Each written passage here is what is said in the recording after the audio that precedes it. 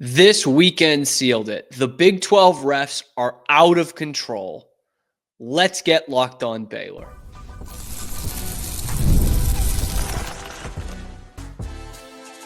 You are Locked On Baylor, your daily podcast on the Baylor Bears.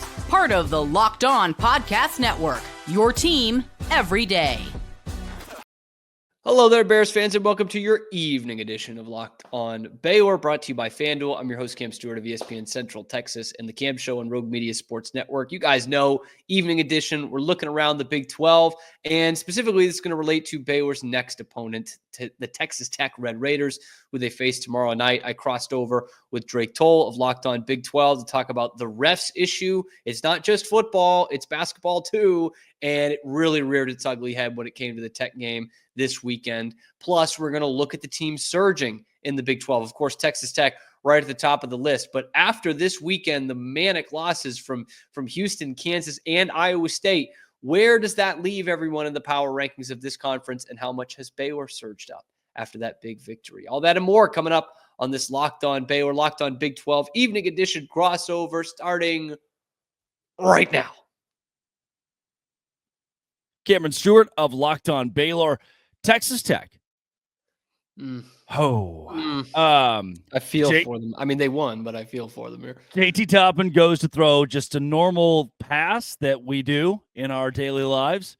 And the Big 12 showed once again its officiating crews are putrid in basketball. The marquee sport of this conference, where it's made its bed as the headliner of this league for the last 5, 6, 7 years, and still the guys in the stripes are ruining a product that could be a national display of what this conference is. He gets, and for those who didn't see it, he is thrown out of the game for jumping into the air, throwing a pass. In that jump, his leg extends as one would to jump to throw forward, and it grazes I think the play-by-play guy said nether region of a defender. Place you don't want it to hit, yeah. The officials inconspicuously give him a flagrant 2. Like, don't tell anybody. The PA guy has to say it for Grant McCasland and JT Toppin to find out. They don't know. Toppin's like on the court. Yeah, he's ready to go. Waiting to play. And the PA guy's like, flagrant 2 foul assessed to Toppin, and it's 2 free throws, and he's ejected from the game. And the Houston crowd goes wild, as they would. It's a home crowd. Yeah. Then Grant McCasland watches it live on an iPad, and all he does is throw his hands in the air, say he was passing the ball. The quote is, he was passing the ball. They eject him. They eject Toppin. And it's like the officiating crew pulled all of their pleated pants down and exposed their very small, bony, gross rear ends to America once again. Hank Hill would be the comp there on the rear end. It's so awful, dude. And I didn't even see this until after the fact because of that great Baylor Kansas game, biggest blown lead in Kansas basketball history. Don't know if you know that. And I was actually saying on the post game, I was like, man, you don't hear this often enough, but this was a really well officiated game because we had a bad one the game before against BYU. Both teams were complaining about it. It's terrible.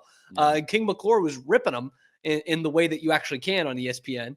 And then I see this call and I'm like, what? It's Charles Barkley.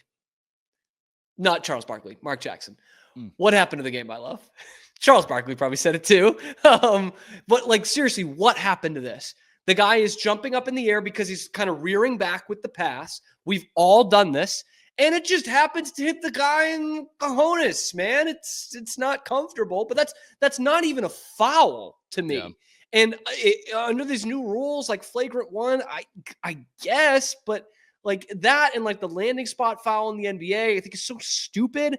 And it becomes like a big deal in the NBA. It's a technical, and it's apparently a double technical and an ejection. And honestly, Grant McCasland was way more measured than I thought he would be. Like even the second go around where he's flailing his arms in the air, like you have to, and this is where it sucks, is downward slope. McCasland has to get ejected for that.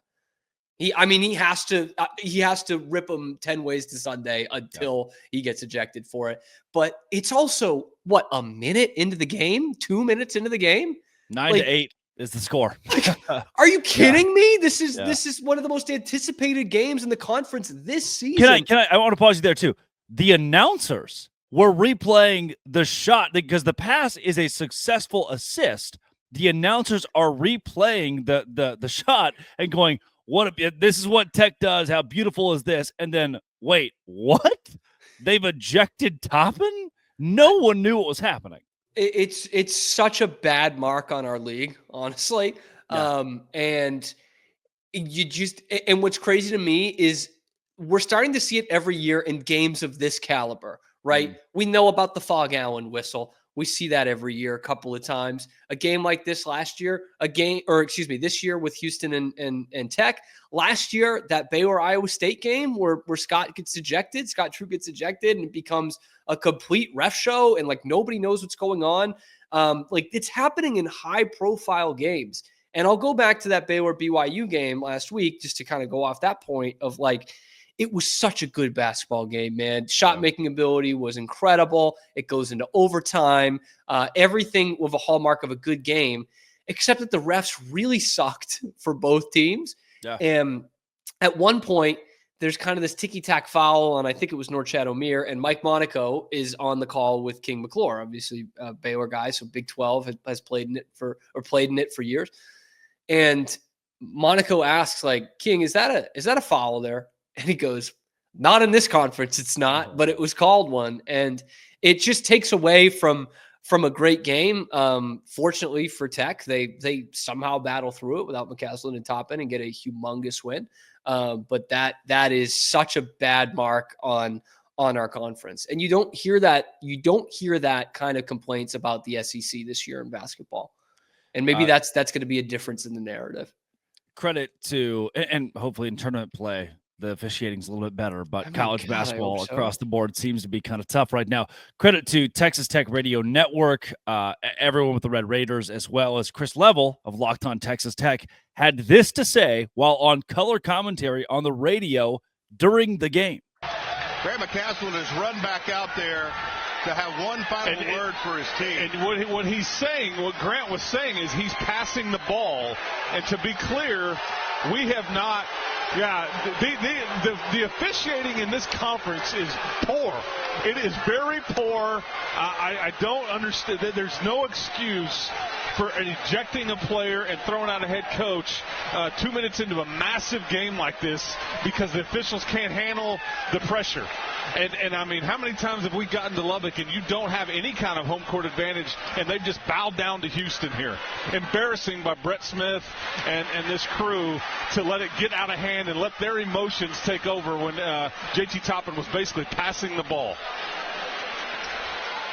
Okay. Yeah. Tugler missed. Cryer's going to Love Haxton right there. Okay. All right. And I agree with Level. The officiating is poor. We can't find Chris Level. I only hope that he'll be on the Big 12 squad this Thursday.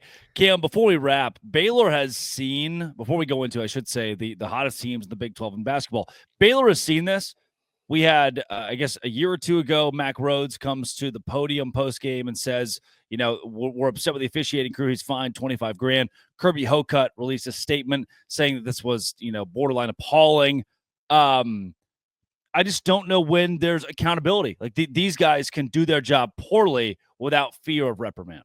Yeah, and that's what sucks. It's a problem across all sports, right? Is there's just no accountability to these officials, whether it be umpires or referees or what have you. But it's also a thing where you got to look up at the top. You got to look at your Mark's office to this one and just say, hey, you brought in schools that came in to be basketball competitors. You have said that you want to be the best basketball conference in America. And literally that is how we are somewhat winning is the Big 12. We all know we have a good football product out there, but it's not going to be the SEC. It's not going to be the Big 10. But we can have a pretty damn good football product and have the best basketball product. This is taking from that. It sucks. It sucks. And any team, any fan of any team that's watching this right now, it. Every 2 or 3 games, you're like, that really sucked to watch because of the officials, and that really hindered the game in some way. It might lose you the game at the end of one. It might take your best player out in the first 2 minutes, or it might just be like, we had a chance if we didn't just have this keep happening to us. But all the Big 12 fans have experienced it. Yeah. Luckily, Tech won the game. Not even luckily against Houston, but against the officiating crew of that one. The ball didn't lie. Yeah, no.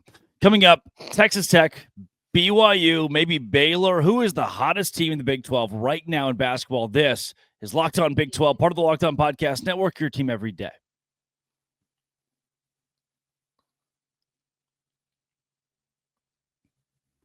That is Cameron Stewart of Locked On Baylor. The BYU Cougars, very good right now. The Baylor Bears, very good right now. The Kansas State Wildcats, Jerome Tang, despite still being below 500, are finally winning basketball games. But it feels like unequivocally a team we have talked about is number one in the conference right now, getting a road win against Houston without your head coach, without your best player. Very emotionally charged win. Is there another school in the Big 12 that you would put ahead of Texas Tech as of today? I still like Iowa State better, even though that debauchery on Saturday, that was downtrend, a slump, a bit of a slump. Yep. I still like them overall, but honestly, I'd have Tech like right there with Houston. Genuinely, the spots that we thought we had Kansas and Baylor at this year is where Tech is at. I mean, Grant McCasland, dude, like all he does is win basketball games. Like everywhere he goes, he wins 20+ games, and no matter the scenario. And he's got enough of like that tactical mind with just so much in terms of getting you ready to run through a brick wall that like this Tech, this slimy bastard basketball they played under Chris Beard is more or less back here with Grant McCasland. There we go. I'm not combining them with Grant McCasland, dude. Like they could do more offensively than those Mark Adams teams could, and they're gonna put you in the penitentiary if you want to. If you're like, hey, you want to do this knockdown drag out game that Cincinnati likes to play, sure, we'll beat you there too. And JT Toppin is a big reason why they can play a couple different styles. I like this Tech team a lot. I'm really worried about Baylor going to play them on Tuesday night out in Lubbock. I think this is kind of from where it was at the beginning of the year, that Kansas, Iowa State, Houston, Baylor, this top three now is different. It's Iowa State, Houston, and Texas Tech. For the Baylor Bears, we'll get into BYU. We'll get into Houston. For the Baylor Bears, the Kansas game, you texted me and said, are you watching this? And at the time, I wasn't. I was working the Savannah Bananas and the Party Animals. Like, I don't know. So what they play all the time. What could I be missing here? I checked the score a little bit. Kansas is up by a ton. Why would I even watch it? Then storming back, Scott Drew's team. The question marks, even a week ago, 2 weeks ago, where analysts are saying Baylor might not make the tournament, putting them in the same category as like Gonzaga. Those two teams are usually good down this year, aren't what they were advertised, and the transfer portal is to their detriment. Is all of that put to rest completely? Can we officially declare the Baylor Bears back? God, I wish I could say yes. God, I wish I could. The problem is VJ Edgecombe goes down in that game. He doesn't play the last 10 or 12 minutes, which makes it more impressive that Baylor was able to do their second comeback of the game without VJ Edgecombe. But he was so much your offense the last 4 or 5 games. And Rob Wright has stepped up at times. He certainly was the player of the game. It looked like down the stretch against Kansas, he had 20 in the second half. North Chatham-Muir had 18 and 16 in the game. But if he's healthy and he's ready to go, they're still shorthanded. They're still down a couple of guards in Roach and Love. But if VJ is ready to go on Tuesday night, I'm not saying like, oh, they're going to go into Lubbock and win. But I think you would have enough confidence in the group that you have coming off that win against Kansas to kind of figure it out. It took a couple games, but figure out what works offensively, what works defensively. Certainly worked against Kansas, especially in that second half, and having as close to your full allotment as possible. So it's a lot of good things, a lot of positives, but like they could slip back into losing 3 out of 4 here, especially if VJ is not playing. But look, Baylor beats Kansas every year. Like that's not even the storyline anymore. This is 6 straight seasons that Baylor's beaten Kansas. So 5 straight years at home. So yeah, it's no big. We beat Kansas all the time. This must be something in the oranges. The Iowa State Cyclones. You talked about it a bit. You prefaced it a bit. I mentioned how Kansas State seems to be very hot right now. It wasn't as if Taman Lipsey sucked. He still had 20 points. I mean, your best player still got his, was still good. It's not as if Kansas State got a ton more free throws, 21-19. It's not as if Kansas State made way more three-pointers, 10-8. This was just a good old-fashioned beatdown, a 10-rebound differential. Jerome Tang's team that has been so good that almost beat those Baylor Bears a couple of games ago. That team looked like a Big 12 championship caliber program going into Hilton, outscoring Iowa State 43-26 in the second half. What do we do with the Cyclones now? Because we went from world beaters, number 3 in the country, to certainly very fallible.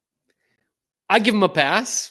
It's not a good game. But in terms of how I'm looking at this team overall, now where it gets tricky is their next game tonight, in a place where opponents don't typically win.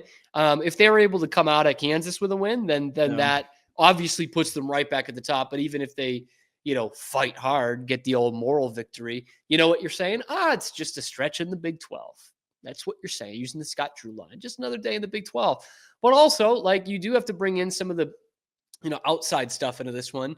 This is Tang Gang, baby. Like, this is Tang Gang with their backs up against the wall in terms of their tournament season, which they missed out on last year, and in terms of Jerome Tang's job.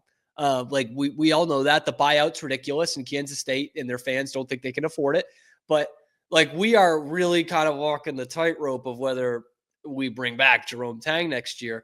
And then if they make the tournament as a 9 seed, an 11 seed, you know what? They'll say, we're close. Jerome will say, we're close. We went into Hilton and beat them suckers by 20 points, man. Yeah. And look, they just went to the Elite 8. We beat them by 20. And we beat, BYU in the conference tournament. So don't give up on us yet. We're just coming alive. It's going to take a couple more wins here, obviously, a couple more high-profile wins for Kansas State to get in the tournament. But maybe they did show you something over the weekend. I was stunned to see just how simple it looked for them in the second half. The layups. I mean, it was, I did not expect that much of a breakdown for Iowa State defensively to give up 43.5.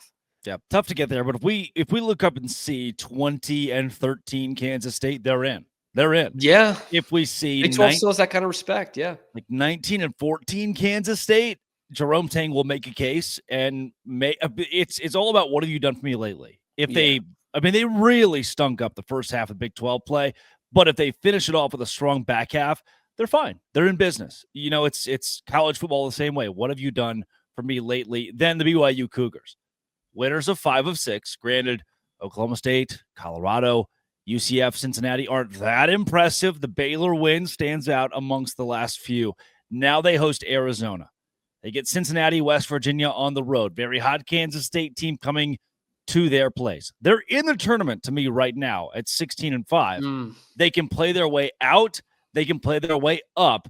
Is BYU a boom, bust, pass? Yes, no? Like, where do you put the Cougars? I'm going to put them in the boom for the next couple of weeks. Okay.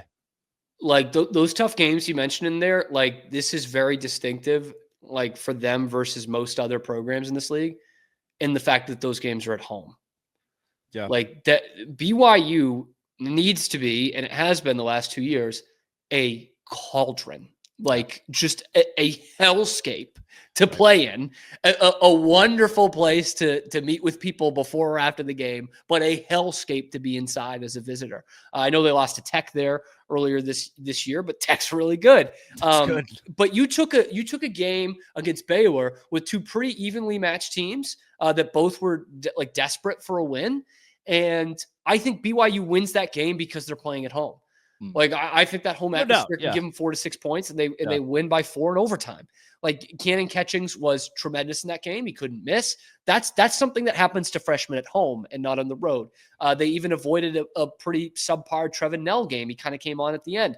But that's the thing with BYU is it just hasn't been cohesive, kind of like Baylor. It hasn't been cohesive all at the same time, right? Demon was out. Catchings is starting to get some confidence here. Nell has hit kind of a slump in that span. And so once those 4 or 5 are playing together here and kind of all hot at the same time, and they're winning their home games, BYU is going to be okay. And we say with this league, if you win your home games, you're probably going to be fine. And in the case of what I was saying for Baylor last week, which BYU was in the same boat, win your home games, beat the teams you're supposed to beat, just fine.